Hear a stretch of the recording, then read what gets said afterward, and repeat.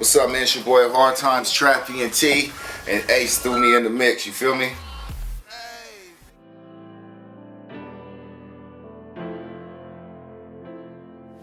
Alright, trap.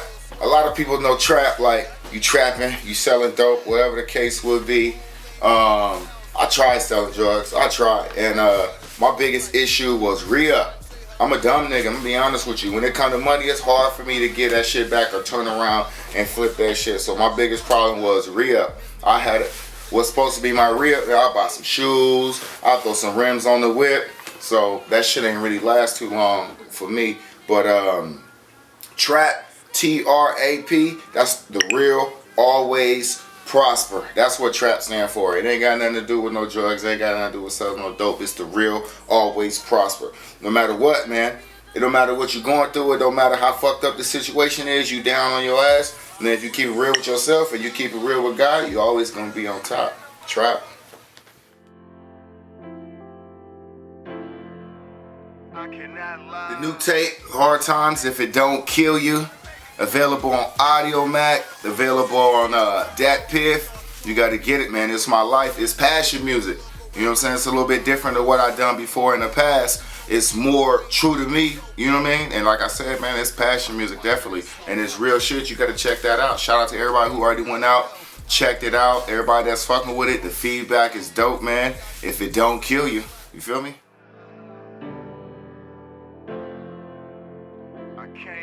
I feel like I'm happy with who I see in the mirror. I feel like before I always tried to make music that I thought people wanted to hear, like, oh yeah, that beat go hard, or okay, yeah, people want to hear this. And now I'm doing music for me. I go in the studio, man, I put them headphones on, I turn them lights off, and I do music that's for me. Music that's true, and that's true to me. You know what I mean?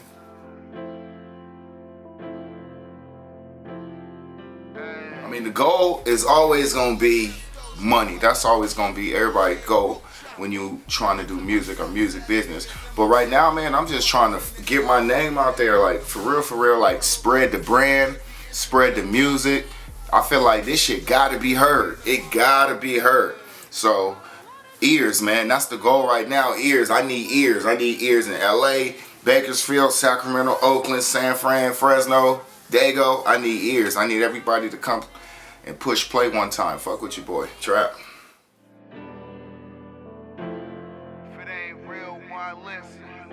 I ain't put this mixtape on iTunes. I did the No Filter, that's on iTunes, and that did well. And this last one, I didn't put this on iTunes. A lot of people will look at it like, damn, his last shit was on iTunes, now this shit is free. Did he fall off? Did the iTunes shit flop? No, not at all. The iTunes did well. I made some decent money off of it. I had decent sales. And every time somebody bought a copy that I seen, I posted their feedback and I posted the screenshots of them. So the shit did well. Don't get it fucked up. But before I did No Filter on iTunes, I did Dope for free, just pushing it in the streets. So the difference was with Dope, I couldn't go nowhere without somebody giving me some feedback. I go to the club, I go to the mall, I go to the store, and somebody was stopping me like, hey, you got that CD on you? Or hey, that shit tight? Or oh, number 4, that shit go. And I'd be at the crib, laid up in the bed, and somebody would text me like, hey man, they playing your shit in the club right now. And they was playing my shit downtown, and I had no idea.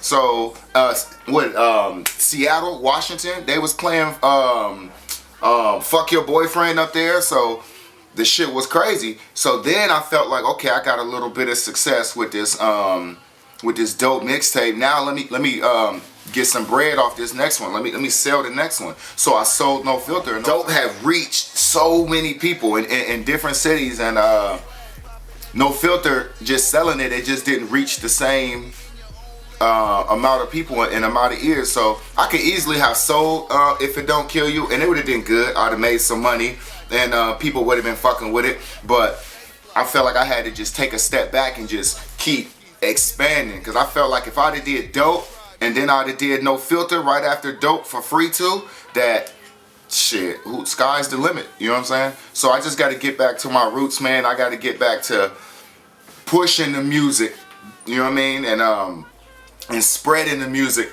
you know what I mean, rather than trying to make a couple dollars off of it right now. So I just had to get back to the roots, man. So that's why I didn't sell if it don't kill you. I want that same response that I got from dope, and that response I got from dope was crazy. Straight up.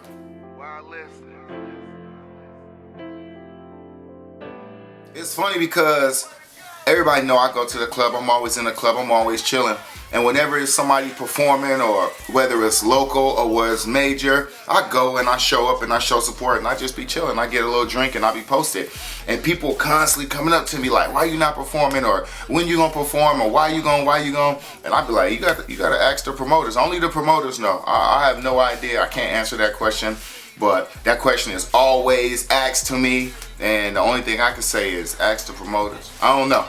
And promoters, you can go check me out on YouTube, Hardtymez. You can look at my show footage and you can see what it is. You know what I mean? Ain't no editing. Ain't no the cameraman is recording me performing and then it flip and then they show the motherfucking crowd when the major is performing, and niggas be trying to flip that shit.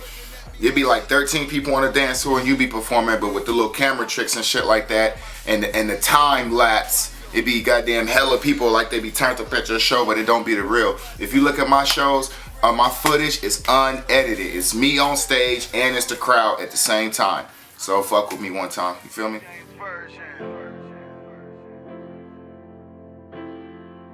What makes me different is I'm real.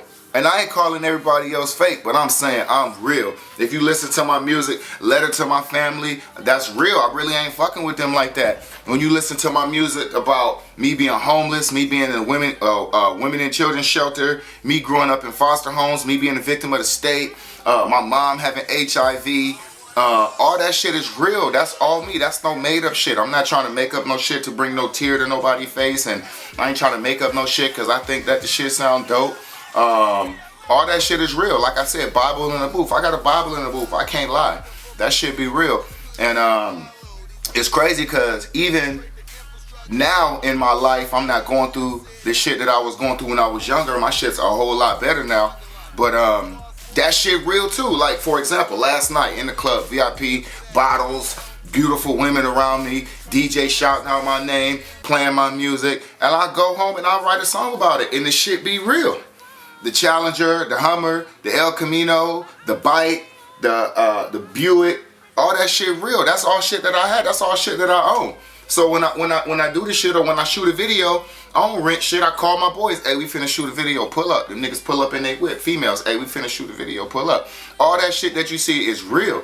And I feel like I said, I ain't calling nobody fake, but I feel like there's not a whole lot of other people out there that could say that or that could do that. The shit is real.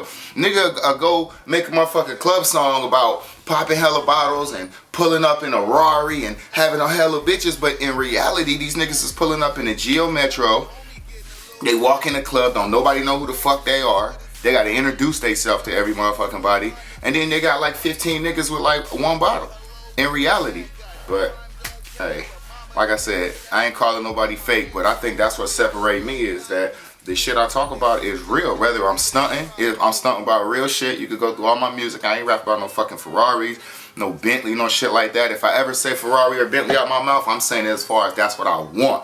You know what I mean? But straight up, man, this shit ain't real. And that's why I think a lot of people fuck with me, because when they hear my music and then they see me, the shit match up. Like, that's that nigga that be rapping about being in the VIP with bottles and females, or that's that nigga that rap about riding on 26s, or that's that nigga that rap about the struggle. That's that nigga who grew up fucked up and such and such. The shit is real, and I feel like a lot of niggas can't really compete with that. Not even compete with it, but they can't.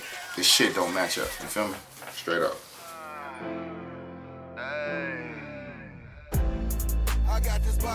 Everybody always want to talk about the music in the city or the state of the city and why this and this and that. I'm not from San Diego. I'm from Sacramento. I've been in San Diego for 10 years. So I really ain't gonna touch too much on why San Diego this and this and that, because the answer is I don't know. And nobody know, because if a nigga knew, then a nigga be on. I don't know what it is. Some people say unity, some people say this, some people say that. I don't know. I don't know what the fuck it is, but I do know that people gotta stop blaming people. You know what I mean? I've been out here for a long time. 1 year, everybody blamed the radio. Next year, everybody blamed the DJs. Then they start blaming the out-of-town niggas. Like, stop blaming people. If you not on, you just not on. I'm not on. I'm not on. I'm trying to get on.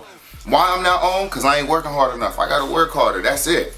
That's the only reason, man. Stop blaming people. Stop sitting up there. I'm not on because of this nigga won't play my music. You know how many niggas is on right now that never got their music played in the club until they was on? Never got their shit played on the radio until they was on? Stop blaming people. It ain't got nothing to do with that. And another thing too that kill me is niggas always want to give advice on how to get on and they not on. Or a nigga want to give advice to what another nigga doing wrong. Shout out to all my niggas out here doing music. I never sit back and be like, he shouldn't do that, or why he doing it like that, or everybody you gotta do shit your own way. And however you feel right, whatever your movement, whatever your team got, that's what the fuck y'all do to get on. And hopefully we all get on and we all see each other at the top. But I can't sit here and be like, I can't give another nigga advice on how to get on when I'm not on. And that shit kill me when I see niggas doing that. And the crazy thing, it don't even be rappers. It be other niggas that don't even rap. They be like, you need to do this, or you should be doing this, or you should be doing that. And then you see the nigga at a red light in the Geo Metro. The nigga that was giving you all that game and all that advice on how to get on, I'm sitting in a motherfucking Hummer and I turn around and this nigga in the Geo Metro telling me what I need to do to get on. The fuck? You serious? Fuck out of here. That's how I feel about the shit, nigga. I don't want no motherfucking advice. Only advice I want from a broke nigga is how he went broke. That's it. Hey, don't do this. That's gonna put you in a fucked up situation. That's the only advice I want from somebody that's broke. Other than that, if you broke, I don't want your motherfucking advice. If you ain't pushing the same whips I push, you ain't spending the same money I'm spending or making the same, I don't want your advice. The only advice you can give me is how I could keep it and how not to fuck it up. Now, if you got a motherfucking Bentley or a Rari or your song is being played on the radio or in the club, then yeah, definitely give me that advice. And you ain't got to be like a major ass nigga. I'm talking about just anybody doing better than me. Music-wise, I'm open. I want that advice. Shoot me the advice. But a nigga doing what I'm doing or less, shut the fuck up, nigga. Straight up. So I cannot lie. So I cannot lie. It's a lot of people I want to work with. It's just right now on my projects, I'm doing shit that's more personal. Like I got a mixtape dropping in May called Mother's Day, and it's almost like telling my mom's story almost through music. So I don't know if I really have too many collabs on that just because it's so personal.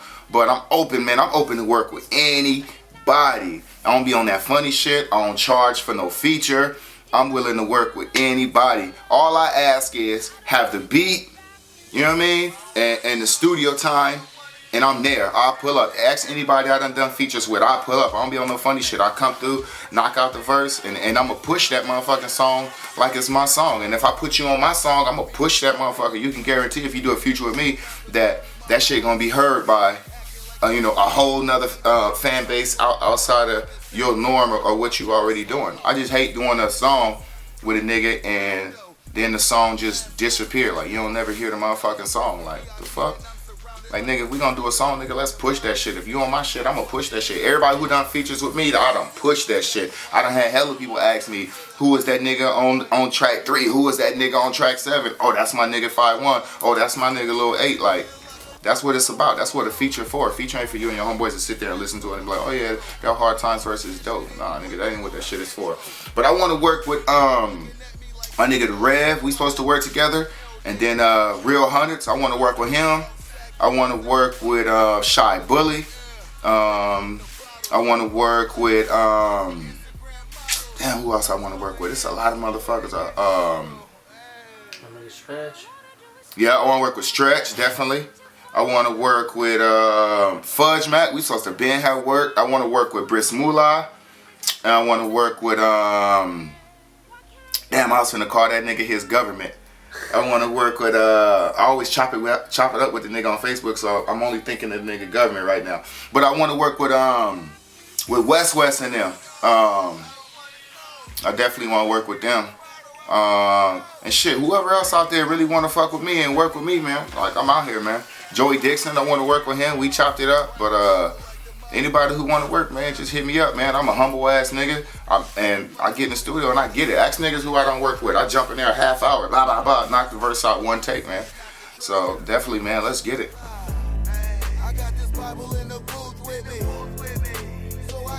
My No Hard Times movement, man, that shit is big to me, man. If y'all are not familiar with the No Hard Times, that was just me out of my pocket. I said every month I buy a kid in need a pair of shoes. Just growing up broke and fucked up how I did, I just know how important it was when I got my first pair of Jordans ever. Like, now you couldn't tell me shit, you know what I mean?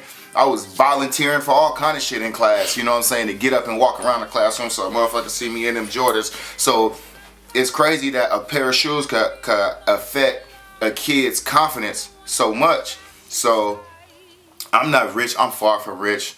I'm doing good, and I'm in a position where I can help out a little bit, you know what I'm saying? I wish I could do more. I wish I could buy every motherfucking kid that needed shoes, but I'm buying a pair of shoes a month for a kid that's in need. You just hit me up, let me know your situation. Everything is anonymous. I'm not gonna blast you like, oh, such and such. No, it ain't no shit like that. And I'll do what I can do. I'm blessed to have people have donated. A lot of people have donated, so I've been able to buy more than just one pair of shoes a month. We've been able to buy multiple shoes a month for kids, so that's dope, man. And if anybody take anything away from this interview, man, you ain't got to be rich. I used to always say, oh, when I get rich, I want to do this for the hood. When I get rich, I want to do this for the kids. But you ain't got to be rich. Just look at your life right now. There's some things financially that you could eliminate. You know what I'm saying? If you're in the club buying 3-4 bottles, hey, just buy 2 bottles. You know what I mean? Or whatever the case, whatever it is that you spend money on. If you at the taco shop every motherfucking day, ease up on that taco shop and just take a little bit of that bread and put it to the side. And you ain't got to give it to me. You ain't got to fuck with no hard times, but just help somebody out. Straight up. You'll be surprised if niggas that got a little bit just take a little bit and help out. This shit mean a lot. And also I got a mixtape, another mixtape dropping in May called Mother's Day. I talked about that earlier in the interview, and then I got a few videos coming up, and shit, that's about it, man. I'm trying to work, man. I'm open, man, for collabs. Holla at me. Trap. Staring in the mirror, I can finally see myself. Made it out the bottom, Auntie, thank you for the help. If it wasn't for you, then I surely would have died.